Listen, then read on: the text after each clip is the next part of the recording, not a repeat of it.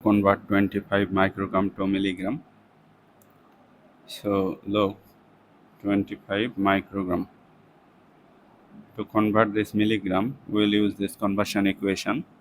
To cancel this milligram part of this equation will be denominator.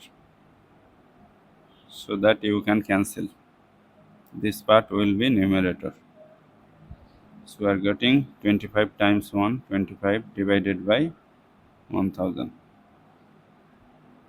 Look, 10, 100,000, these are called power of 10. To divide a number by power of 10, just count the number of zeros, move the decimal from right to left equal to that number of zeros. Since this is whole number, so decimal point will appear here, 3 places, 1 plus, 2 plus, 3 plus here. So we are getting decimal 025 milligram. So 25 microgram equal to 0.025 milligram. You can add one more zero to mean that this number is less than 1.